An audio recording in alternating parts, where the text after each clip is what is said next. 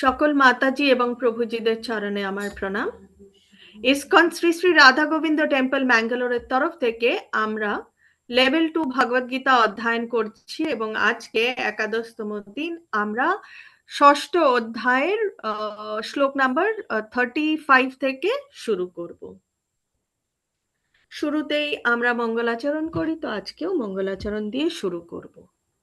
ॐ अज्ञानतिमिरान्धस्य ज्ञानाञ्जनशलाकया चक्षुरुन्मिलितं येन तस्मै श्रीगुरुभ्ये नमः। श्रीचैतन्यमनोभीष्टं स्थापितं येन भूतले स्वयं रूप कदा मह्यं ददाति स्वापदान्तिकम्।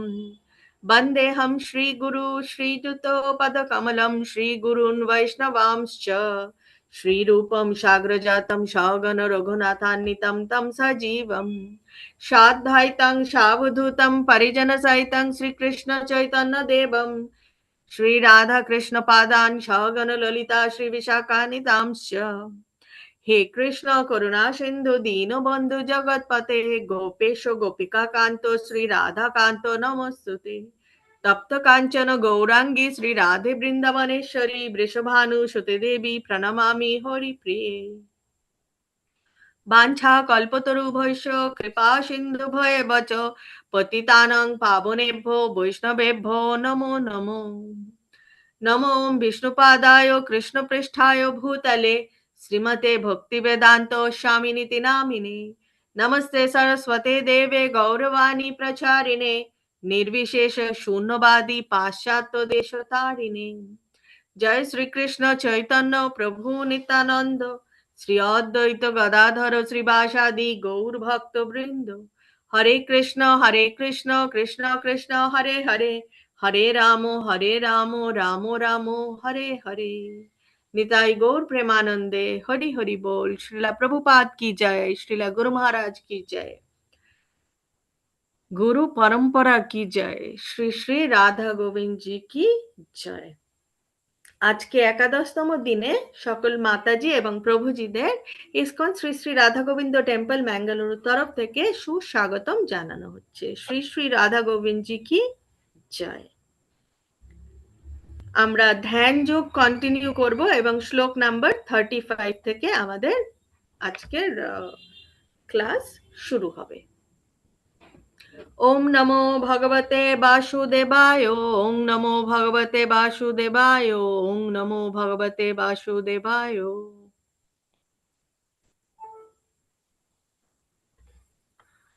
श्लोक नंबर 35। श्री भगवानुवाच असंसायं महाबाहो मनो दुर्निग्रहं चलम् अभ्यासेन तु कौन्तेय वैराग्येन च गृह्यते।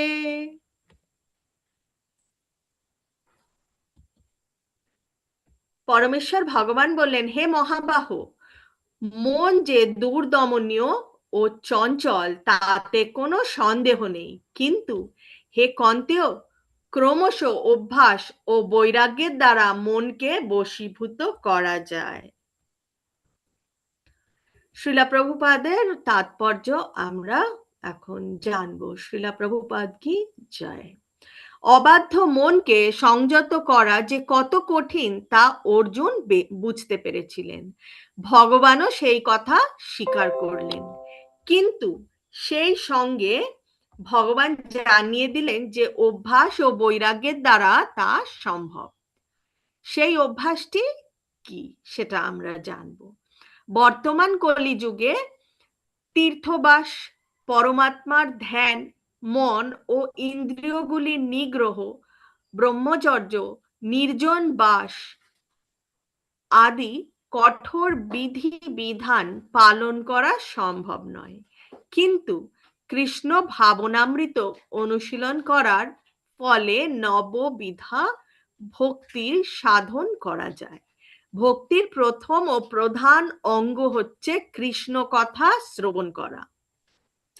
মনকে সমস্ত ভ্রান্তি ও অনর্থ থেকে শুদ্ধ করার জন্য এটি অতি শক্তিশালী পন্থা। কৃষ্ণ কথা যত বেশি শ্রবণ করা যায়, মন ততই প্রবুদ্ধ হয়ে কৃষ্ণ বিমুখ বিষয়ের প্রতি অনাসক্ত হয়। তো নববিধা ভক্তিতে আমরা এর আগে দেখেছি যে 9 রকম ভাবে ভক্তি করা যায়, এবং সব থেকে সোজা এবং সব থেকে সহজ যেটা, সেটা হচ্ছে প্রথম যে 3টে, শ্রবণম, কীর্তনম, বিষ্ণু স্মরণম। তাহলে এখানেও সেই একই কথা বলা হচ্ছে, কৃষ্ণ কথা আমাদের শ্রবণ করতে হবে, হরি কথা শ্রবণ করতে হবে, বা মহামন্ত্র শ্রবণ করতে হবে, এবং একই সাথে কীর্তন করতে হবে। ভগবানের নাম, রূপ, গুণ, লীলা আমাদের মুখ দিয়ে কীর্তন করতে হবে, এবং সর্বক্ষণ ভগবানকে মনে রাখতে হবে। ইংরেজিতে যেরকম সর্বক্ষণ যেটা বলা হয়, always remember Krishna, never forget Krishna, বলছে সর্বক্ষণ কৃষ্ণকে মনে রাখো এবং কোনো সময় কৃষ্ণকে ভুলো না। বৈরাগ্য মানে হচ্ছে বিষয়ের প্রতি অনাসক্তি এবং ভগবানের প্রতি আসক্তি। কৃষ্ণ লীলায় মনকে আসক্ত করার থেকে নির্বিশেষ বৈরাগ্য অনেক কঠিন।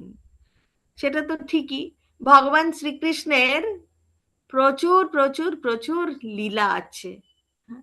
সেই লীলার কথা শ্রবণ করা বা কীর্তন করা খুব সহজ, শুনতেই হবে, মন দিয়ে শুনতে হবে, কিন্তু নির্বিশেষ বৈরাগ্য বলতে কি হচ্ছে, কৃষ্ণ লীলা আমরা ভগবান কৃষ্ণকে চোখ বন্ধ করে মনে করতে পারি। সেই নীলাভ বরণ, তার খুব সুন্দর ময়ূর পুচ্ছর মুকুট রয়েছে, তার সাথে তার কানে দুল রয়েছে, কত সুন্দর করে যশোদা মা তার মুখখানা সাজিয়ে দিয়েছে, এবং তার কত সুন্দর তার বস্ত্র রয়েছে, ভগবান কত হাতে বাঁশি রয়েছে। তো সেই সব কথা চোখ বন্ধ করে চিন্তা করা খুব সহজ, যেখানে কিনা চোখ বন্ধ করে কোনো আকারহীন কোনো কিছুর ওপর মন দিয়ে ধ্যান করা অত্যন্ত কঠিন। কৃষ্ণ লীলার প্রতি আসক্তি বস্তু খুবই সহজ সাধ্য, কারণ কৃষ্ণ কথা শ্রবণ করা মাত্রই শ্রোতা তার প্রতি অনুরক্ত হয়। ক্ষুধার সময় যতই ভোজন করা হয় ততই তৃপ্তি ও শক্তি অনুভব হয়। সেই রকম ভক্তির প্রভাবে মন বিষয় আসক্তি থেকে মুক্ত হয় এবং অপাকৃত তৃপ্তি অনুভব হয়।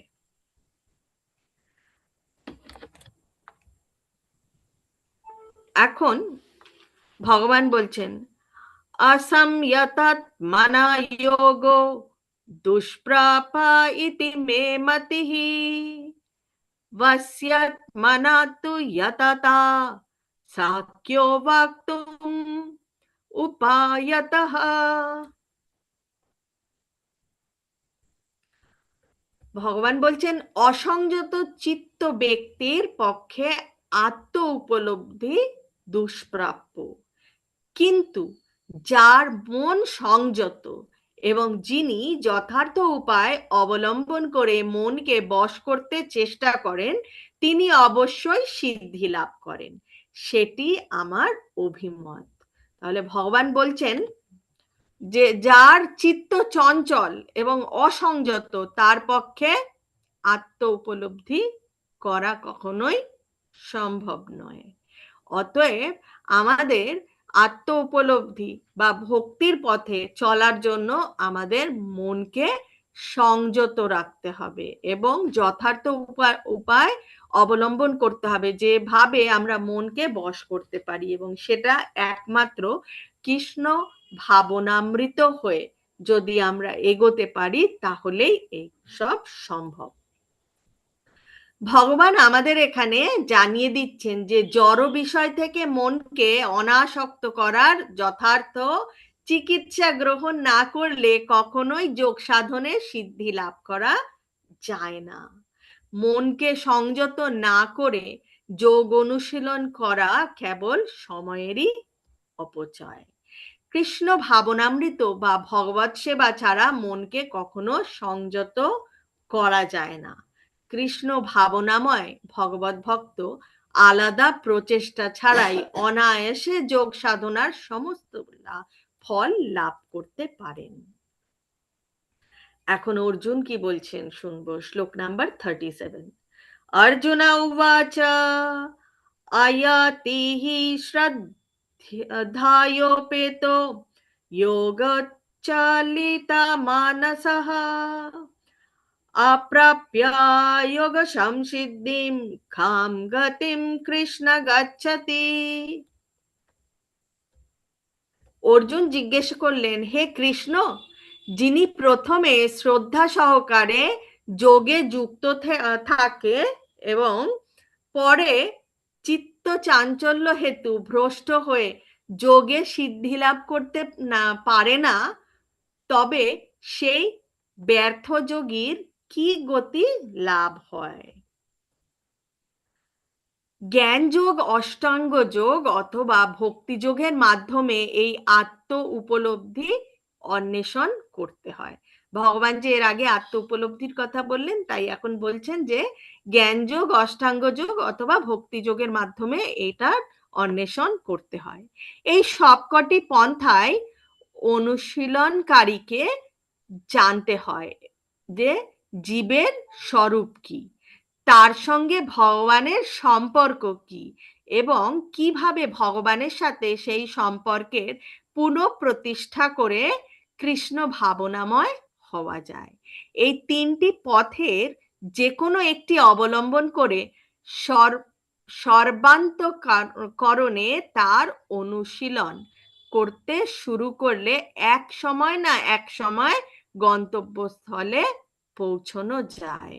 এবং এই তিনটি পন্থার মধ্যে ভক্তিযোগী এই যুগের পক্ষে সর্বাপেক্ষা উপযোগী, কারণ ভগবানকে জানবার জন্য এটি হচ্ছে সবচেয়ে সহজ পথ। যথেষ্ট নিষ্ঠার সঙ্গে আমরা জ্ঞান যোগ ও অষ্টাঙ্গ যোগের অনুশীলন করতে পারি, কিন্তু তাদের মাধ্যমে আত্মজ্ঞান লাভ করা এই কলিযুগে অত্যন্ত কঠিন। তাই কলিযুগে আমাদের কি করতে হয়? জপ যজ্ঞ বা মহামন্ত্রের যজ্ঞ। কেউ যখন জড় বন্ধন থেকে মুক্ত হওয়ার চেষ্টা করে, তখন মায়া বা জড়া প্রকৃতি তাকে নানাভাবে প্রলোভিত করে বিপদগামী করার চেষ্টা করে। বদ্ধ জীব এমনিতেই জড়া প্রকৃতির গুণের দ্বারা মুগ্ধ হয়ে আছে, তাই পরমার্থ সাধন করার সময় পুনরায় আচ্ছন্ন হয়ে পড়ার সম্ভাবনা থেকেই যায়। তাই অর্জুন এখানে জিজ্ঞেস করছেন, এইভাবেই যোগভ্রষ্ট হয়ে পড়লে তার পরিণাম কি হয় তা অর্জুন জানতে উৎসুক। এখন ভগবান বলছেন শ্লোক নাম্বার 38-এ, কশ্চিন্নো ভয়া বিভ্রতস ছিন্নাভ্রম ইব নশ্যতি অপ্রতিষ্ঠো মহাবাহো বিমূঢ়ো ব্রহ্মণাপতি। হে মহাবাহু কৃষ্ণ, কর্ম ও যোগ হতে ভ্রষ্ট ব্যক্তি ব্রহ্মলাভের পথ থেকে বিমূঢ় হয়ে আশ্রয়হীন হয়ে পড়ে। সে কি ছিন্ন মেঘের মতো একেবারে নষ্ট হয়ে যাবে?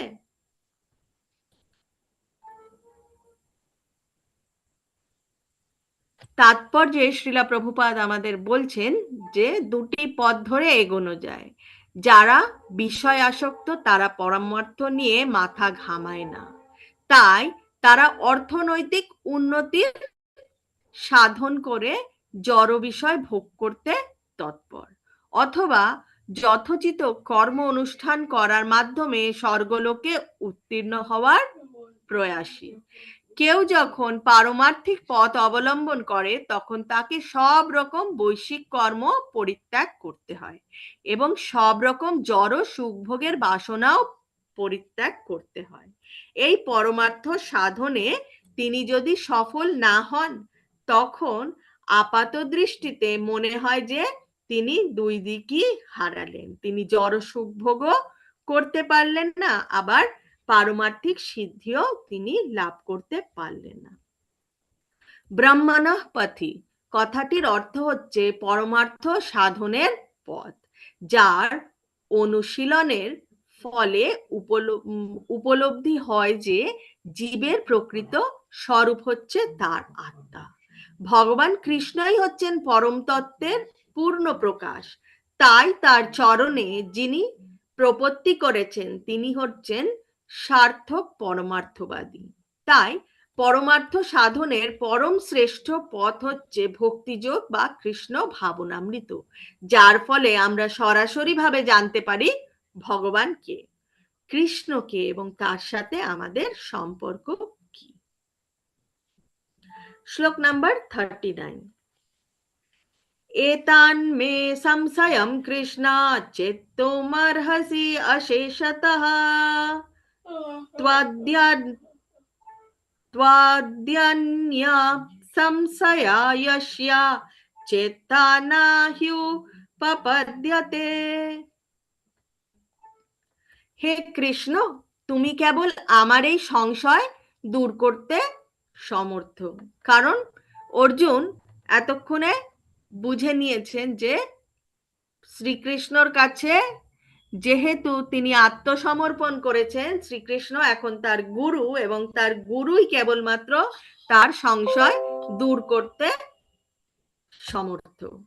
তাই বলছে কারণ তুমি ছাড়া আর কেউ আমার এই সংশয় দূর করতে পারবে না। তাৎপর্যে শ্রীলা প্রভুপাদ বলছেন ভগবান শ্রীকৃষ্ণ অতীত, বর্তমান ও ভবিষ্যৎ সম্পর্কে সম্পূর্ণরূপে অবগত। ভগবদ্গীতার প্রারম্ভে ভগবান বলেছেন যে প্রতিটি জীবই তার স্বতন্ত্র অস্তিত্ব নিয়ে অতীতে ছিল, বর্তমানে আছে এবং ভবিষ্যতেও থাকবে। এমনকি জড়বন্ধন থেকে মুক্তি লাভ করার পরেও তাদের স্বাতন্ত্র্য তো বজায় থাকবে। এখন অর্জুন তার কাছ থেকে জানতে চাইছেন যে সমস্ত সাধকেরা তাদের সাধনায় সিদ্ধি লাভ করতে পারলেন না তাদের কি পরিণতি হবে। আমাদের সমস্ত সন্দেহ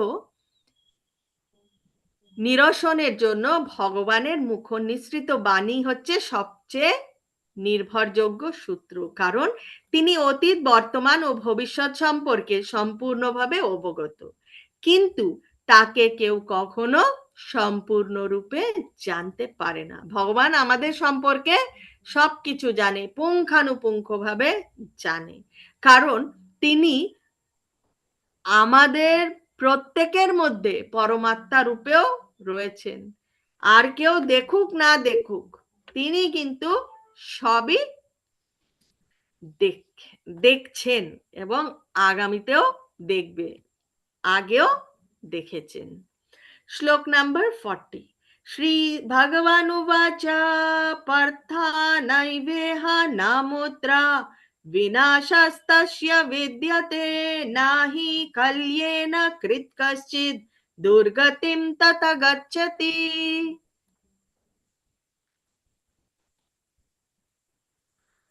পরমেশ্বর ভগবান বললেন, হে পার্থ, শুভানুষ্ঠানকারী পরমার্থবিদের ইহলোকে ও পরলোকে কোনো দুর্গতি হয় না। হে বৎস, তার কারণ কল্যাণকারীর কখনো অধোগতি হয় না। শ্রীমদ্ ভাগবতমে নারদ মুনি কি বলেছেন? নারদ মুনি বলেছেন কেউ যদি সব রকম জড়জাগতিক কর্তব্য পরিত্যাগ করে ভগবানের শ্রীপাদপদ্মের শরণাগত হয় তাহলে তার কোনো রকম ক্ষতি বা পতনরূপী অমঙ্গলের আশঙ্কা থাকে না। পক্ষান্তরে সর্বতোভাবে সধর্মাচরণে রত অভক্তের কোনোই লাভ হয় না। শ্রীমদ্ ভাগবত অসফল পরমার্থবাদীকে এই প্রতিশ্রুতি দিচ্ছে যে এক জীবনে পরমার্থ সাধন সিদ্ধি লাভ না করতে পারলেও তাতে দুশ্চিন্তা করার কোনো কারণই নেই। এমনকি যদিও স্বধর্ম যথাযথভাবে অনুষ্ঠান না করার জন্য তিনি তার প্রতিক্রিয়ার অধীন হলেও তার ক্ষতির কোনো কারণ নেই, কারণ শুভ কৃষ্ণ ভাবনামৃত কখনো বিফলে যায় না, এবং পরবর্তী জীবনে কেউ যদি অত্যন্ত নীচ বংশেও জন্মগ্রহণ করেন তাহলেও তিনি ভগবত ভক্তির মার্গ থেকে বিচ্যুত হন না।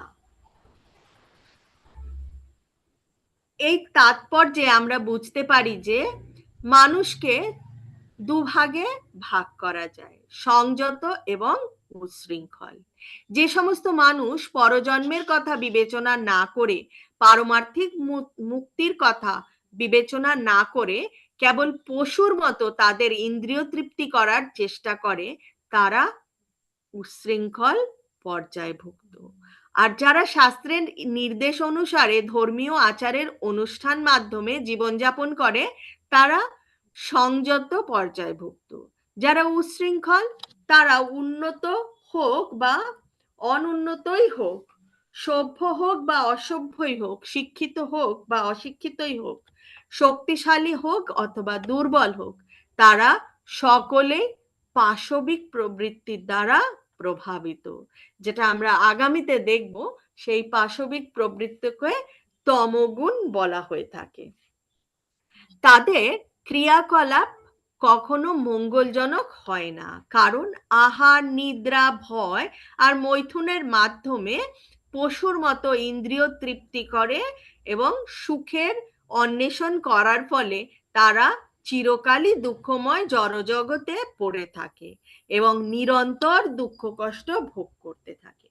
পক্ষান্তরে যারা শাস্ত্রের নির্দেশ অনুযায়ী সংযত জীবনযাপন করে ক্রমান্বয়ে কৃষ্ণ ভক্তির পর্যায়ে উন্নীত হন, তাদের জন্ম হয় সার্থক।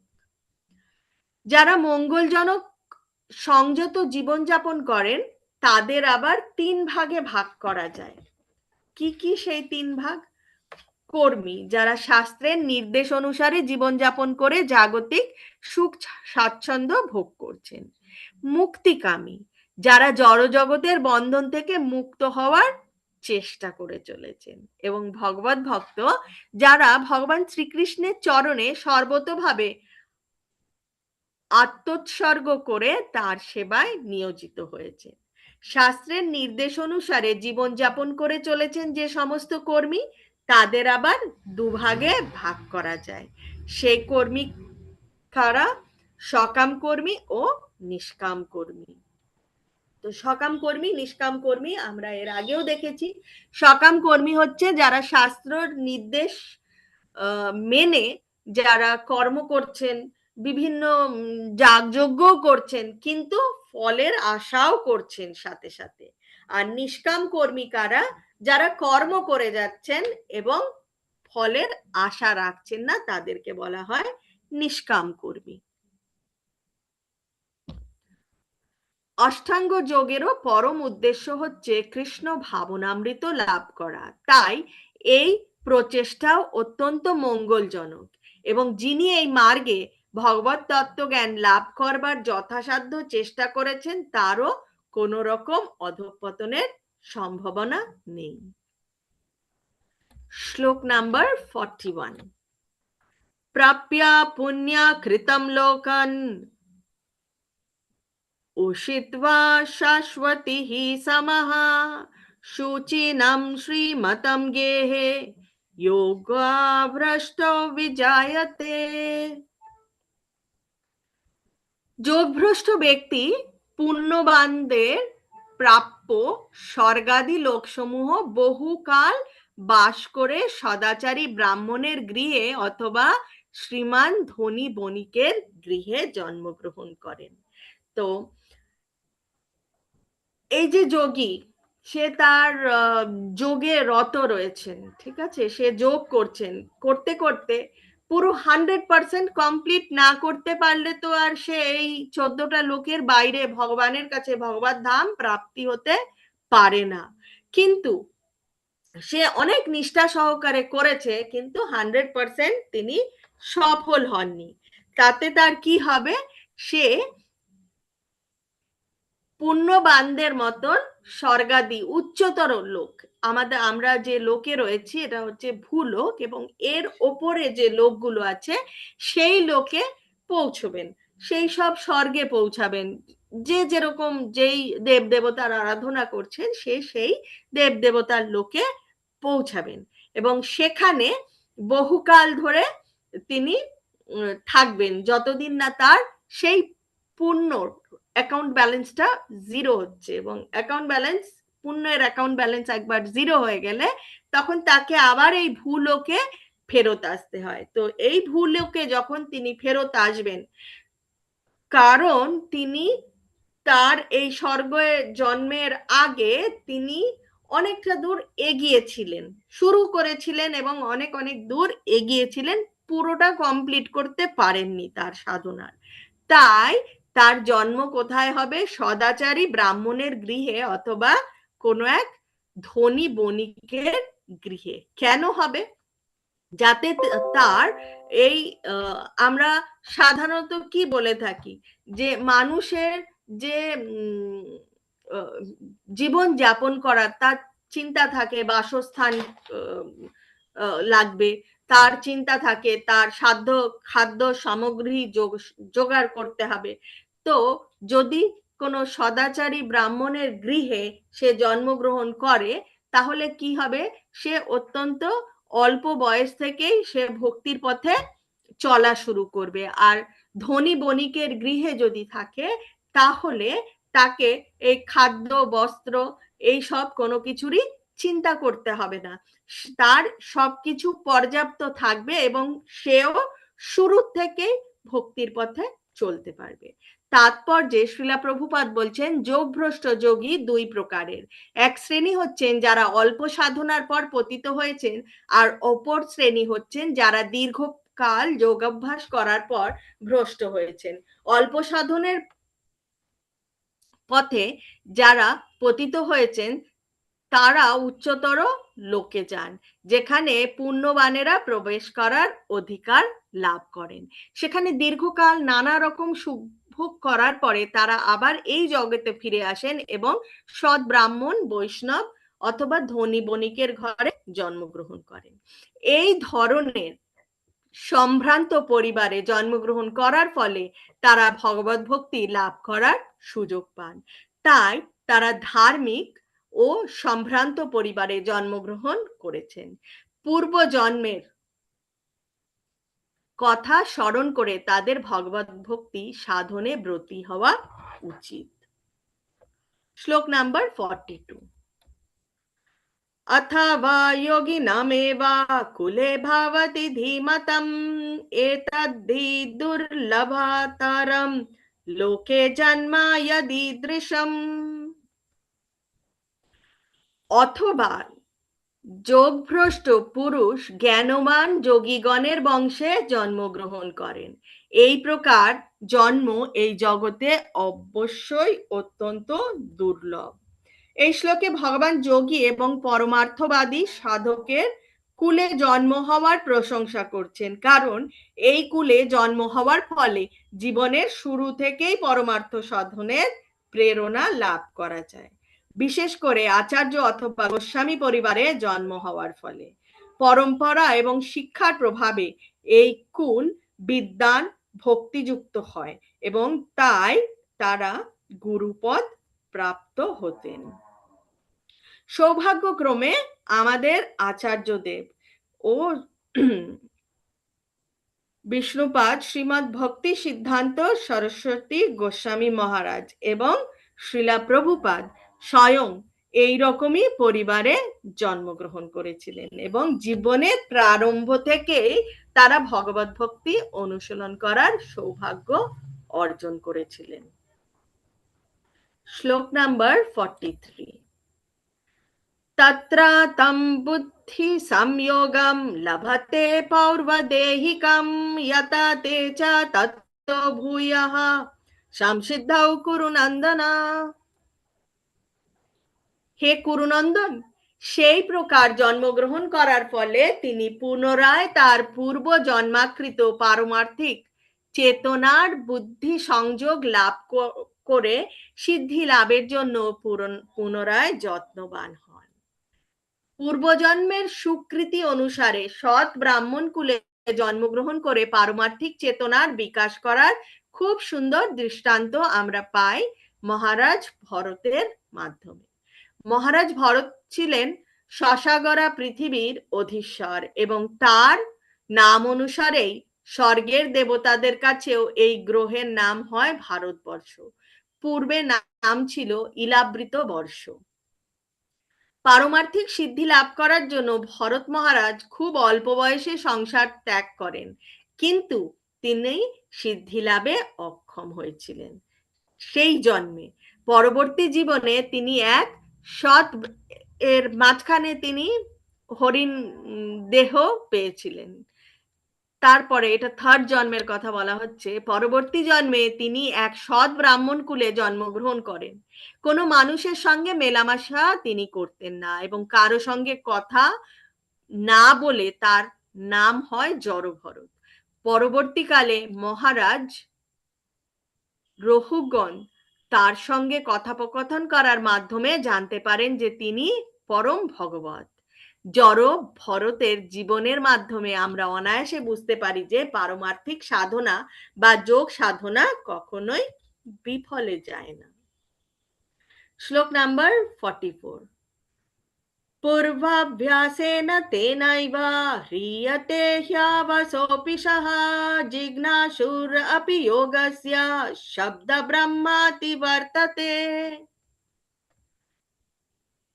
তিনি পূর্ব জন্মের অভ্যাস বশে যেন অবশ হয়ে যোগ সাধনের প্রতি আকৃষ্ট হন। এই প্রকার যোগ শাস্ত্রের জিজ্ঞাসু পুরুষ বেদোক্ত সকাম কর্মমার্গে অতিক্রম করেন, অর্থাৎ সকাম কর্মমার্গে যে ফল নির্দিষ্ট আছে তার থেকে উৎকৃষ্ট ফল তিনি লাভ করেন। এখানে সেই যোগীদের কথা বলা হচ্ছে যারা ধনী বণিক বা সদাচারী বৈষ্ণব ব্রাহ্মণ গৃহে জন্মগ্রহণ করেছেন, তাদের কথা বলা হচ্ছে। বলছে উচ্চ স্তরের যোগীরাও বেদের কর্মকাণ্ডের প্রতি আকৃষ্ট নন, কিন্তু তারা স্বাভাবিকভাবেই যোগ পদ্ধতির প্রতি আসক্ত হয়ে পড়েন, যারা তাদের কৃষ্ণ ভাবনামৃত স্তরে উন্নীত করে। আমরা অনেক সময় দেখেছি অনেকের অনেক বয়স হয়ে গেছে কিন্তু তাও তার ভগবানে বিশ্বাস নেই, তার কোনো ইচ্ছাই নেই। আবার অনেক সময় দেখা যায় একদম ছোট্ট শিশু 3 বছর বা 4 বছর, সে কিন্তু খুব আগ্রহী ভগবানের কথা শোনার জন্য, ভগবানের গল্প শোনার জন্য, এবং তারা বাড়িতে অন্যান্যদের দেখে তারাও পুজো খেলার চেষ্টা করে। কিসের জন্য? সেটা হচ্ছে তাদের পূর্ব জন্মের কিছু কিছু গুণ সেটা রয়ে যায়। কিছু গুণ বলতে তারা হয়তো তার আগের জন্মে অনেকটাই এগিয়ে ছিলেন, যার জন্য অটোমেটিক্যালি আকৃষ্ট হয়ে পড়ে ভজন সাধনের দিকে। তো এখানে শ্রীমদ্ ভাগবতে বলা হয়েছে, হে ভগবান, চণ্ডাল কুলে জন্মগ্রহণ করেও যদি কেউ তোমার অপাকৃত নাম কীর্তন করেন তবে বুঝতে হবে যে তিনি পারমার্থিক জীবনে অত্যন্ত উন্নত। যিনি ভগবানের নাম করেন তিনি নিঃসন্দেহে ইতিপূর্বেই সব রকমের তপস্যাচার্য, যাগযজ্ঞ, তীর্থ স্নান ও শাস্ত্র অধ্যয়ন সমাপ্ত করেছেন। এই সম্বন্ধে একটি খুব সুন্দর দৃষ্টান্ত হচ্ছে ঠাকুর হরিদাস, যাকে শ্রী চৈতন্য মহাপ্রভু অন্যতম পার্ষদ রূপে গ্রহণ করেছিলেন। যদিও হরিদাস ঠাকুর যবনকুলে জন্মগ্রহণ করেছিলেন, কিন্তু তা সত্ত্বেও চৈতন্য মহাপ্রভু তাকে নামাচার্য রূপে ভূষিত করেছিলেন, কেননা তিনি একান্ত নিষ্ঠার সঙ্গে 3 লক্ষ হরে কৃষ্ণ মহামন্ত্র করতেন। হরে কৃষ্ণ কৃষ্ণ কৃষ্ণ হরে হরে, হরে রাম রাম রাম হরে হরে। এই মহামন্ত্র 16 নাম 32 অক্ষর তিনি 3 লক্ষ বার জপ করতেন, এবং সেই 3 লক্ষ বার জপ কমপ্লিট না হলে, পূর্ণ না হলে তিনি অন্য কিচ্ছু করতেন না। তিনি আহার নিদ্রা কোনো কিছুই করতেন না। এবার শ্লোক নাম্বার 45। प्रयत्नयता मनस्तु योगी संशुद्ध किल्बिषः अनेक जन्म संसिद्ध ततो याति परम गतिम। যোগী ইহজন্মে পূর্বজন্মকৃত যত্ন অপেক্ষা অধিকতর যত্ন করে পাপ মুক্ত হয়ে পূর্ব জন্মের সাধন সঞ্চিত সংস্কার দ্বারা সিদ্ধি লাভ করে পরম গতি লাভ করেন।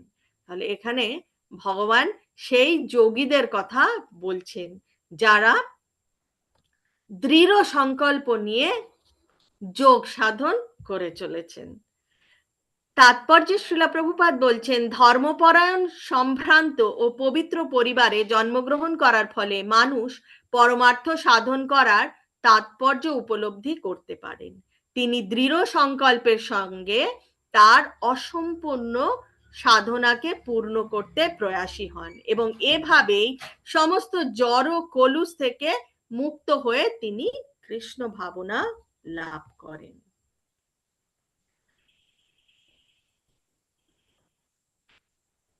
এবং এই সম্বন্ধে ভগবদ্গীতায় বলা হয়েছে, জন্মান্তরের বহু পুণ্য কর্মের ফলে কেউ যখন পাপ ও জড়জগতের মোহময় দ্বন্দ্ব থেকে পূর্ণরূপে মুক্ত হন, তখন তিনি দৃঢ় সংকল্পের সঙ্গে ভগবানের সেবায় যুক্ত হন। শ্লোক নাম্বার 46। তপস্বিভ্যোऽধিকো যোগী জ্ঞানীভ্যোऽপি মতোऽধিকः কর্মীভ্যশ্চাধিকো যোগী তস্মাদ্যোগী ভব অর্জুন।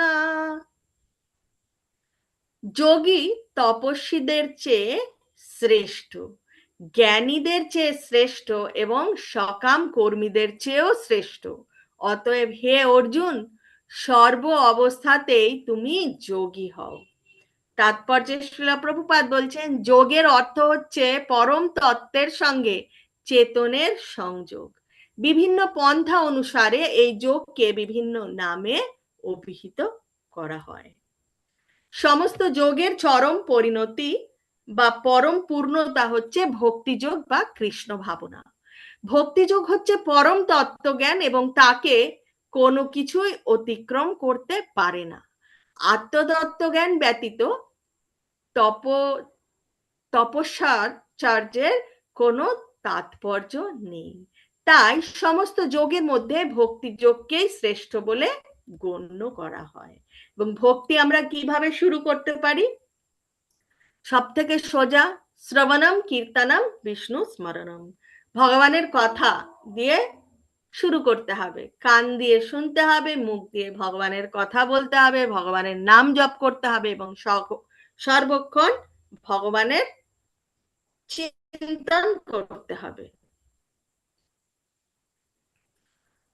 শ্লোক নাম্বার 47। योगी नामपि सर्वेषां मद्गतेनान्तरात्मना श्रद्धावान् भजते यो मां सा मे युक्तात्मा मातः। যিনি শ্রদ্ধা সহকারে মদগত চিত্তে আমার ভজনা করেন, তিনি সবচেয়ে অন্তরঙ্গভাবে আমার সঙ্গে যুক্ত হন, এবং তিনি সমস্ত যোগীদের মধ্যে শ্রেষ্ঠ, সেটি আমার অভিমত। তাহলে ভগবান বলছেন, শ্রদ্ধা সহকারে এবং মদগত চিত্তে ভগবানের কথা শ্রবণ করতে হবে, কীর্তন করতে হবে, এবং ভগবানের কথা চিন্তা করতে হবে সর্বক্ষণ। তাহলেই আমাদের সাথে ভগবানের একটা সম্পর্ক স্থাপন হবে, এবং সেই সম্পর্কটাই হচ্ছে শাশ্বত সম্পর্ক, সেটাই পার্মানেন্ট সম্পর্ক, এবং সেটাই হচ্ছে আসল সম্পর্ক। ভগবান বলছে সেটাই তার অভিমত। এখানে ভজতে শব্দটি খুবই তাৎপর্যপূর্ণ। পুজো করা এবং ভজন করা দুটি শব্দের অর্থ কিন্তু এক নয়। পূজা করার অর্থ হচ্ছে পূজ্য ব্যক্তিকে অভিবাদন করা, কিন্তু ভজনা করার অর্থ হচ্ছে প্রেম ও ভক্তি সহকারে সেবা করা, যা কেবল ভগবানেই প্রযোজ্য। প্রতিটি জীবই হচ্ছে ভগবানের অপরিহার্য অংশ, তাই প্রতিটি জীবেরই ধর্ম হচ্ছে ভগবানের সেবা করা। তা না করার ফলে অধঃপতন হয়। সব রকমের যোগ সাধনার চরম পরিণতি হচ্ছে ভক্তি যোগ। অন্যান্য সমস্ত যোগের উদ্দেশ্যই হচ্ছে ভগবত ভক্তি বা ভক্তি যোগের স্তরে উন্নীত হওয়া। যোগ বলতে প্রকৃতপক্ষে ভক্তি যোগকেই বোঝায়, আর অন্য সমস্ত যোগগুলি ক্রমান্বয়ে ভক্তি যোগে যুক্ত হয়। নিষ্কাম কর্মযোগ থেকে এই পথের শুরু। কেন নিষ্কাম কর্ম? আমরা এটাও চিন্তা না নিয়ে আসবো যে ভগবানের কথা শুনবো তাহলে আমার কি হবে, কি হবে আমার সেটা চিন্তা করার দরকার নেই। আমি ভগবানের কথা শুনবো। কেন? ভগবানের কথা শুনতে হয়, ভগবান তাই বলেছেন তাই শুনবো, ব্যাস এইটুকু মনে করেই আসতে হবে। ভগবানের কথা শুনলে আমার হয়তো এই কাজটা হয়ে যাবে না, সেই চিন্তা আমরা একদমই করব না। কর্মযোগের মাধ্যমে যখন জ্ঞান ও বৈরাগ্যের উদয় হয় তখন সেই স্তরকে বলা হয় জ্ঞান যোগ। দৈহিক ক্রিয়াকলাপের মাধ্যমে যখন জ্ঞান যোগের সঙ্গে ধ্যান যুক্ত হয়ে মনকে পরমাত্মার উপর একাগ্র করা হয় তখন তাকে বলা হয় অষ্টাঙ্গ যোগ। অষ্টাঙ্গ যোগকে অতিক্রম করে ভগবান শ্রীকৃষ্ণের শরণাগত হওয়াই হচ্ছে ভক্তি যোগ। পরম সৌভাগ্যের ফলে কেউ যখন ভক্তিযোগের স্তরে উন্নীত হন তখন বুঝতে হবে যে তিনি অন্য সব যোগের স্তর ইতিমধ্যেই অতিক্রম করেছেন। তাই কৃষ্ণ ভাবনামৃত লাভ করে কৃষ্ণ ভক্ত হওয়ায় যোগ মার্গের সর্বোচ্চ শিখর। আদর্শ যোগী কৃষ্ণের ধ্যানে সর্বক্ষণ মগ্ন থাকেন। তিনি মানে ভগবান শ্রীকৃষ্ণ হচ্ছে সমস্ত অবতারের অবতারী। তিনি হচ্ছেন পরমেশ্বর ভগবান শ্রীকৃষ্ণ। তিনি মাতা যশোদার নন্দন রূপে সাধারণ মানুষের মতো আবির্ভূত হন এবং শ্রীকৃষ্ণ গোবিন্দ বাসুদেব আদি নামে পরিচিত হন। তিনি হচ্ছেন আদর্শ সন্তান, আদর্শ পতি, আদর্শ সখা এবং আদর্শ প্রভু, এবং তিনি সমস্ত ঐশ্বর্যে পরিপূর্ণ এবং অপাকৃত গুণাবলীতে বিভূষিত। ভক্তি মানে হচ্ছে লৌকিক অথবা পরলৌকিক সব রকম বিষয় বাসনা রহিত ভগবত সেবা। বিষয় বাসনা থেকে মুক্ত হয়ে মনকে সম্পূর্ণরূপে ভগবানের সেবায় পূর্ণরূপে তন্ময় করা, সেটি হচ্ছে নৈষ্কর্মের উদ্দেশ্য। ফলে আমাদের ষষ্ঠম অধ্যায় এই অবধি। সপ্তম অধ্যায়টা আমরা আমাদের যেহেতু হাতে সময় রয়েছে আমরা সপ্তম অধ্যায় শুরু করি, দেখা যাক কতটা করা যায়। সপ্তম অধ্যায় ভগবান বিজ্ঞানের ব্যাপারে জানাবেন, তাই সপ্তম অধ্যায়ের নাম হচ্ছে বিজ্ঞান যোগ।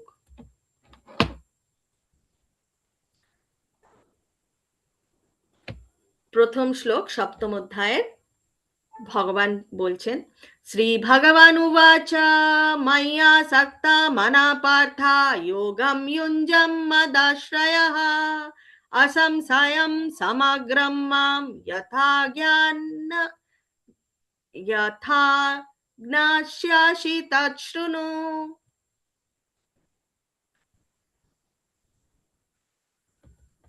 শ্রী ভগবান বললেন, হে পার্থ, আমাতে আসক্ত চিত্ত হয়ে আমাতে মনোনিবেশ করে যোগ অভ্যাস করলে কিভাবে সমস্ত সংশয় থেকে মুক্ত হয়ে আমাকে জানতে পারবে তা শ্রবণ করো। ভগবদ গীতার এই সপ্তম অধ্যায় ভগবত তত্ত্বের বিশদ বর্ণনা করা হয়েছে। ভগবান শ্রীকৃষ্ণ সর্ব ঐশ্বর্যপূর্ণ, তার এই সমস্ত ঐশ্বর্যের প্রকাশ কিভাবে হয় তা এই সপ্তম অধ্যায় বর্ণনা করা হয়েছে। চার ধরনের সৌভাগ্যবান লোক ভগবানের শ্রীচরণে আসক্ত হন এবং 4 ধরনের হতভাগ্য লোক কখনোই ভগবান শ্রীকৃষ্ণের শরণাগত হন না, ও তাদের কথাও এই অধ্যায়ে বর্ণনা করা হয়েছে। ষষ্ঠ অধ্যায়ের শেষে স্পষ্টভাবে বর্ণনা করা হয়েছে যে মনকে সর্বতোভাবে ভগবান শ্রীকৃষ্ণের ভাবনায় নিযুক্ত করা বা সর্বতোভাবে কৃষ্ণ ভাবনাময় হওয়া সর্বপ্রকার যোগ সাধনের মধ্যে সর্বশ্রেষ্ঠ। পূর্ণ ও বিজ্ঞান সম্মত জ্ঞান হচ্ছে শ্রীকৃষ্ণ এবং কৃষ্ণ ভাবনাময় মানুষের কাছে সবকিছুই পূর্ণ প্রকাশিত হয়ে থাকে। বিভিন্ন প্রকার যোগ করা হচ্ছে কৃষ্ণ ভাবনা অর্জনের পথে পদক্ষেপ মাত্র। বৈদিক শাস্ত্রসমূহ থেকে ভগবান শ্রীকৃষ্ণের কথা শ্রবণ করলে অথবা ভগবদ গীতা থেকে ভগবানের শ্রী মুখনিসৃত বাণী শ্রবণ করলে কল্যাণ হয়। কেউ যখন কৃষ্ণ কথা শ্রবণ করেন তখন ভগবান শ্রীকৃষ্ণ, যিনি সকলের অন্তরে বিরাজমান, কি রূপে? পরমাত্মা রূপে। এবং সেই পরমাত্মা কিরকম রূপ? চতুর্ভুজ বিষ্ণু রূপে। তিনি পরম বন্ধুর মতন তার হৃদয়কে সমস্ত কলুষ থেকে মুক্ত করেন। শ্রীমদ্ ভাগবত ও ভগবত তত্ত্বের কাছ থেকে তিনি যত কৃষ্ণ কথা শোনেন ততই তার অন্তরে ভগবত ভক্তি সুদৃঢ় হয়। ভগবত ভক্তি বিকশিত হওয়ার ফলে রজগুণ ও তমগুণ থেকে মুক্তি লাভ হয় এবং এভাবেই কাম, ক্রোধ, লোভ, মোহ আদি অন্তর্হিত হয়। কেন বলছে কাম, ক্রোধ, লোভ, মোহ কেন বলা হচ্ছে? কারণ কাম, ক্রোধ, লোভ এবং মোহ আমাদেরকে নরকের দ্বারের দিকে এগিয়ে নিয়ে যায়। তাই ভগবানের কথা যদি আমরা শুনতে পারি তাহলে কি হয়? ভগবত ভক্তি বিকাশ হয় আমাদের মধ্যে, এবং ভগবত ভক্তির বিকাশ হলে রজগুণ ও তমগুণ, যেখানে এই কাম, ক্রোধ, লোভ, মোহ থাকে, সেগুলো মুছে যায় এবং নরকের দরজা দূরে চলে যায় আমাদের থেকে। কৃষ্ণ তত্ত্বের বিজ্ঞান বুঝতে হয় পরমেশ্বর ভগবান শ্রীকৃষ্ণর কাছ থেকে অথবা কৃষ্ণ ভাবনাময় ভক্তের কাছ থেকে। দ্বিতীয় শ্লোকে ভগবান বলছেন, জ্ঞানম তেহম সবিজ্ঞানম ইদম বক্ষ্যামি অশেষতঃ ইয়াজনাদ্বা নেহ ভূয়োন্যাজ জ্ঞাতব্যম অবিশিষ্যতে। ভগবান এখন বলছেন অর্জুনকে, আমি এখন তোমাকে বিজ্ঞান সম্বন্ধিত এই জ্ঞানের কথা সম্পূর্ণরূপে বলবো, যা জানা হলে এই জগতে আর কিছুই জানবার বাকি থাকে না। তাৎপর্য কি বলছেন? বলছেন পূর্ণ জ্ঞান বলতে প্রপঞ্চময় জগতে এর পশ্চাতে চেতন ও উভয়ের উৎস সম্পর্কিত জ্ঞানকে বোঝায়। এটি হচ্ছে অপাকৃত জ্ঞান। যখন সমস্ত কারণের কারণকে জানা যায় তখন যা কিছু জ্ঞাতব্য তা সবই জানা হয়ে যায় এবং আর কোনো কিছুই অজানা থাকে না। সর্বকারণ কারণম কে? ভগবান শ্রীকৃষ্ণ। তাই বলছেন সর্ব কারণের কারণকে জানলে আর কিছু জানার বাকি থাকে না। তৃতীয় নম্বর শ্লোকে ভগবান বলছেন, মনুষ্যানাম সহস্রেষু কশ্চিৎ যততি সিদ্ধায়ে যত তম অপি সিদ্ধানাম কশ্চিৎ মাম বেত্তি তত্ত্বতঃ।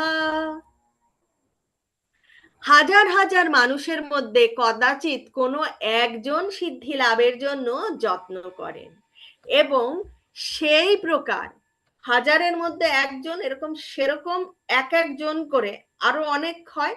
তো বলছে সেই প্রকার যত্নশীল সিদ্ধিদের মধ্যে কদাচিৎ একজন আমাকে অর্থাৎ আমার ভগবত স্বরূপকে তত্ত্বত অবগত হন। মানব সমাজে নানা রকম মানুষ আছে এবং হাজার হাজার মানুষের মধ্যে দুই একজন কেবল আত্মতত্ত্ব, দেহতত্ত্ব ও পরম তত্ত্ব সম্বন্ধে অবগত হওয়ার জন্য পরমার্থ সাধনের যথার্থ প্রয়াসী হন।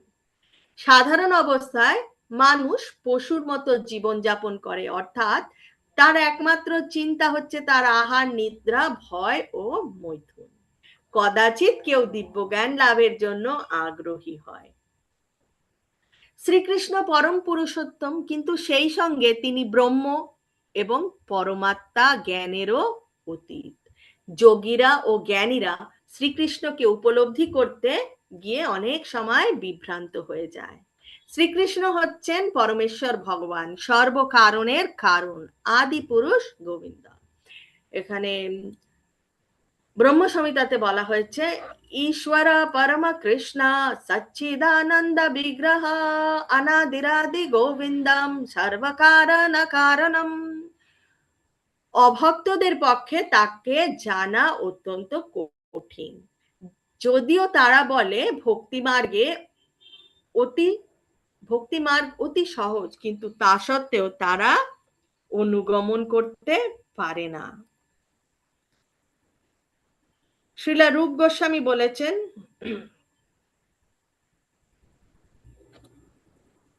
শ্রুতি স্মৃতি পুরাণাদি পঞ্চরাত্রা বিধং বিনা ঐকান্তিকি হরে ভক্তি রুৎপতায়ের কল্পতে। উপনিষদ, পুরাণ, নারদ পঞ্চরাত্র আদি প্রামাণিক বৈদিক শাস্ত্রবিধির অনুগামী না হয়ে যে ভগবত ভক্তি, তা কেবল সমাজের উৎপাতেরই সৃষ্টি করেন।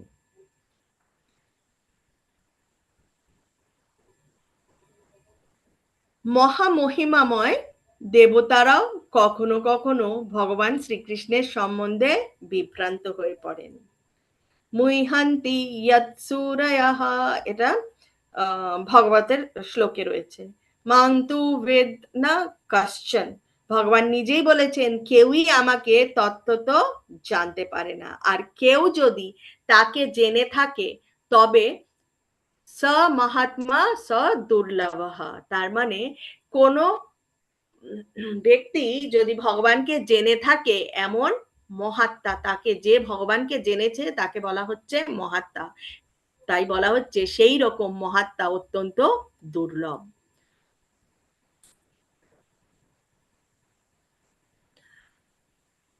ভগবানের ভক্তরাই কেবল ভগবানকে তত্ত্বত উপলব্ধি করেন। শাস্ত্রে বলা হয়েছে, অতঃ শ্রীকৃষ্ণ নামাদি না ভবেদ গ্রহমেন্দ্রিয়ৈ সেবন মুখে হি জিহ্বাদু স্বয়মেবা স্ফুরত্যদঃ।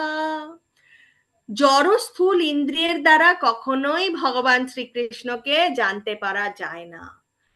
ভক্তের ভক্তিতে প্রসন্ন হলেই ভগবান শ্রীকৃষ্ণ স্বয়ং তার কাছে নিজেকে প্রকাশিত করেন।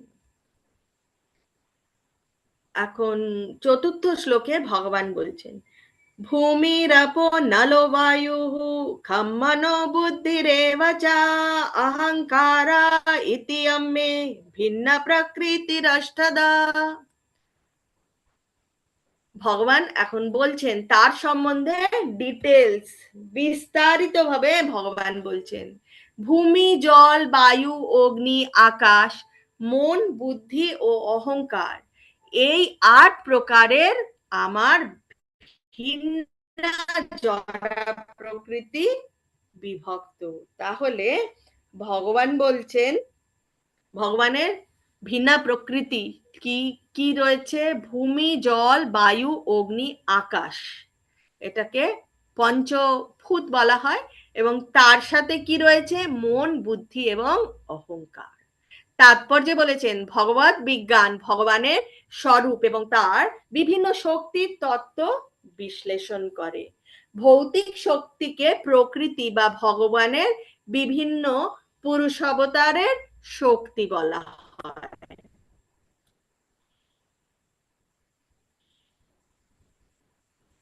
শাস্ত্রে বলা হয়েছে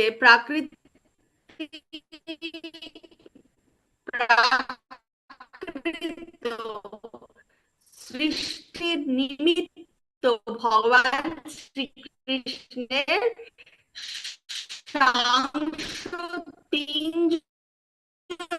বিষ্ণু রূপে প্রথম যে রূপে ভগবান প্রকট হন সেটা বলা হচ্ছে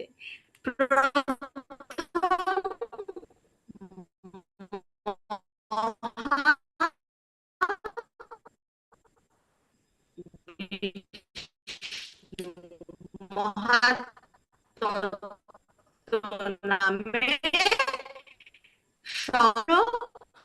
ভৌতিক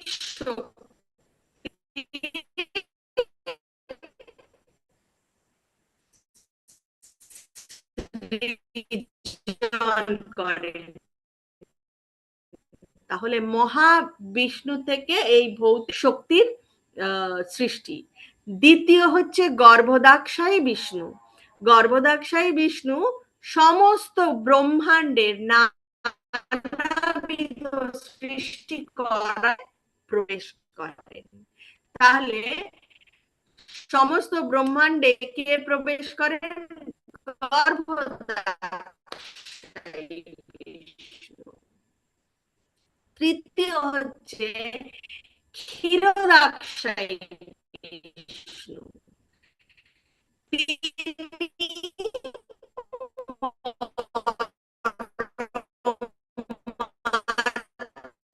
রূপে সমস্ত বিশ্ব ব্রহ্মাণ্ডে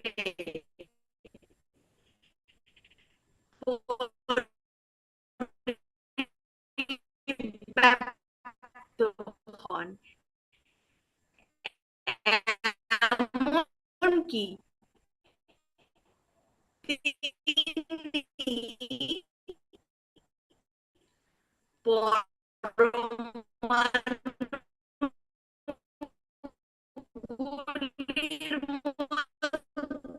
বিরাজ করেন।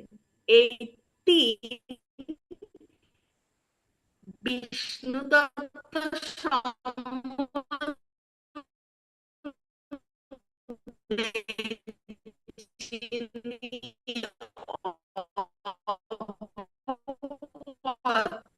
তিনি জড় বন্ধন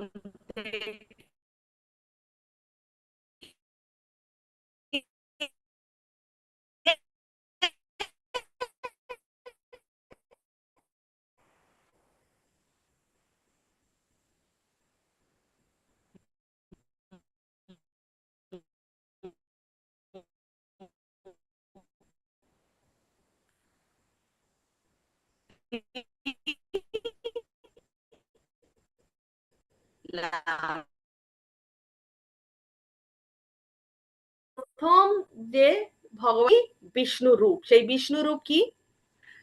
এবং ক্ষীরদাক্ষায়ী বিষ্ণু। তিনটে জেনে রয়েছে, কারণ এখনই বেশি করে ওদের জন্য এইটুকুই যথেষ্ট। জড়জগ প্রকাশ, এই তিন বিষ্ণুর পায়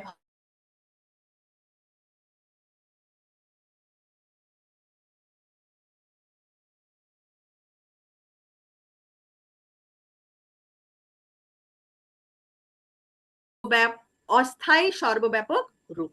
তাহলে পরমাত্মার প্রকাশ, আমাদের মধ্যে যে পরমাত্মা রয়েছে সেটা কে? চতুর্ভুজ বিষ্ণু, যে তিনি হচ্ছেন যথার্থ পরম তত্ত্ব।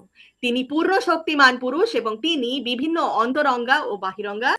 জড়া প্রকৃতি প্রধান 8টি রূপে অভিব্যক্ত হয়: মাটি, জল, অগ্নি, বায়ু, আকাশ, এবং একে বলা হয় পঞ্চমহাভূত বা স্থূল সৃষ্টি। তাদের মধ্যে নিহিত আছে আরো 5টি ইন্দ্রিয় বিষয়।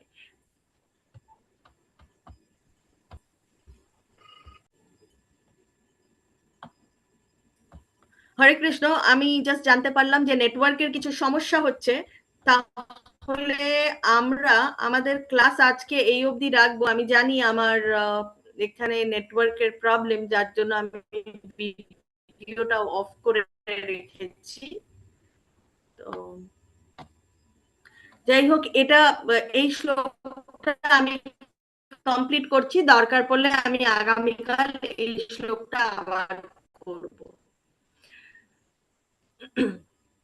তো এখানে বলা হচ্ছে তাদের মধ্যে নিহিত আছে 5টি ইন্দ্রিয় বিষয়, সেটা হচ্ছে ভৌত জগতের শব্দ, স্পর্শ, রূপ, রস এবং গন্ধ। জড় বিজ্ঞানে এই 10টি তত্ত্ব আছে, আর কিছুই নেই। কিন্তু অন্য 3টি তত্ত্ব, সেটা হচ্ছে মন, বুদ্ধি, আমি ও আমার, এবং এর মধ্য বিষয় ভাবেশ। তাহলে কারো যদি কোনো প্রশ্ন থাকে, কারো কোনো প্রশ্ন থাকলে হ্যান্ড রেজ করবে। আপনাদের কারো কোনো প্রশ্ন থাকলে।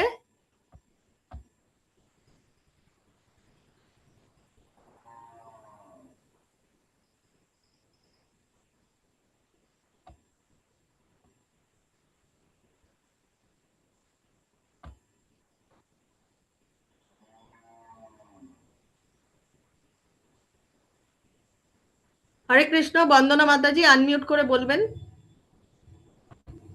হরে কৃষ্ণ মাতাজি, আপনি কি এটা বলতে পারবেন যে আমাদের কুইজটা তো লেভেল 2 এ 20 করে 5 মার্কসের 100, তো প্রথম দিন তো 20 কোশ্চেনই দিল, এবার তারপরে কাল এবং আজ 10টা করে দিচ্ছে। সেই লেভেল 1 এ যেরকম ছিল ওই ধরনের, কিন্তু এ সম্পর্কে কি কিছু বলতে পারবেন আপনি? 10টা করেই প্রশ্ন আসছে?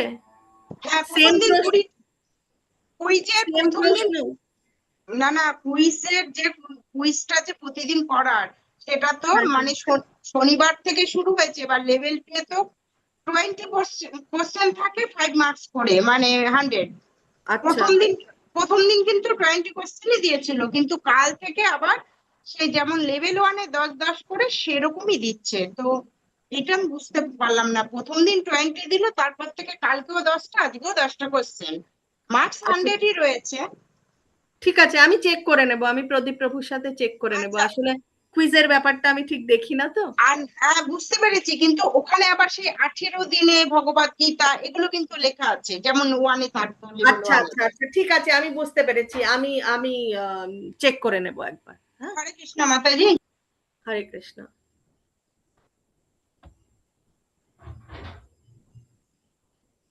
হরে কৃষ্ণ। হরে কৃষ্ণ মাতাজি। হ্যাঁ মাতাজি বলুন। হরে কৃষ্ণ। মাতাজি 38 নাম্বার শ্লোকটা একটু যদি বুঝিয়ে বলেন ভালো হয় মাতাজি।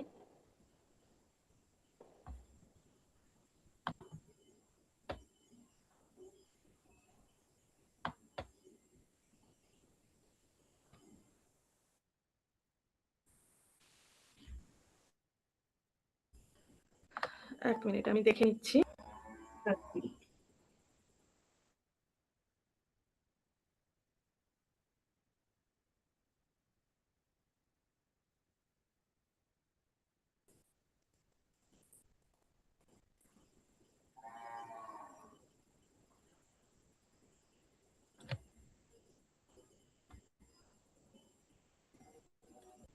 হ্যালো মাতাজি, শোনা যাচ্ছে না। হ্যাঁ হ্যাঁ হ্যাঁ, জাস্ট 1 মিনিট। আচ্ছা আচ্ছা, আমি দেখছি, আসলে আমার সিস্টেমটা প্রচন্ড স্লো।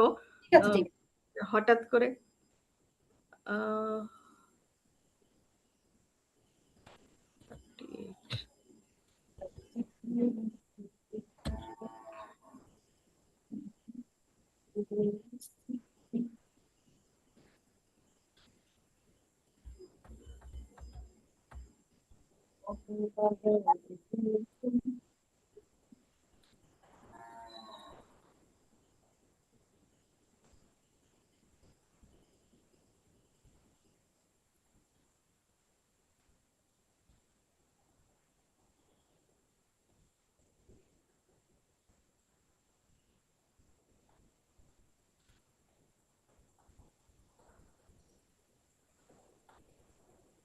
হ্যাঁ, এখানে বলা হচ্ছে কশ্চিন্ন ভয়া বিভ্রষ্ট ছিন্নভ্রম ইব নাশ্যতি অপ্রতিষ্ঠো মহাবাহো বিমূঢ়ো ব্রহ্মণাপতিঃ। হে মহাবাহু কৃষ্ণ, কর্ম ও যোগ হতে ভ্রষ্ট ব্যক্তি ব্রহ্ম লাভের পথ থেকে বিমূঢ় হয়ে যে আশ্রয়হীন হয়ে পড়ে, সে কি ছিন্ন মেঘের মতো একেবারে নষ্ট হয়ে যাবে? তো এখানে বলা হচ্ছে যে যোগী তার যোগ সম্পূর্ণ করতে পারেনি। অর্জুন তাই জিজ্ঞেস করছে যে সে তো মানে উদাহরণে বলা হচ্ছে যে যোগী সে তার ইন্দ্রিয় তৃপ্তি বর্জন করেছেন, ঠিক আছে, এবং তিনি ভগবানের সেবায় নিজেকে নিযুক্ত করেছেন। তো ভগবানের সেবায় নিজেকে নিযুক্ত করার পরেও তিনি সেই যতটা লাগে আমাদের এই 14টি লোক থেকে বেরিয়ে যাওয়ার জন্য যতটা সাধনা করতে হয়, সেটা যদি সে কমপ্লিট না করতে পারে তাহলে তার কি হবে? তাহলে সে কি সেই যে মেঘ যখন আর সব মেঘ যখন একত্রিত একসাথে হয় তখন তো বর্ষণ হয়, তখন বৃষ্টি হয়, তাই তো? কিন্তু মেঘ যদি ছিন্ন ভিন্ন হয়ে দূরে দূরে দূরে দূরে চলে যায় তখন অল্প একটুখানি মেঘের কিন্তু শক্তি থাকে না। সেই মেঘটা কি হয়, সূর্যের যে তাপ আছে সেই তাপে এমনি শুকিয়ে যায়, তাই তো? তো এখানে তাই বলছে যে সবকিছু ত্যাগ করলো, এই ইন্দ্রিয় সুখ ত্যাগ করলো, সে তো তার একুল গেল, ইন্দ্রিয় সুখ লাভ করতে পারলো না। আবার ওইদিকে ভগবানকেও পেল না, ভগবানের পরম ভগবত ধামেও পৌঁছতে পারলো না। তো তার কি হয় সেটাই এখানে জিজ্ঞাসা করছে। ঠিক আছে, ঠিক আছে, হরে কৃষ্ণ। হরে কৃষ্ণ। Thank you.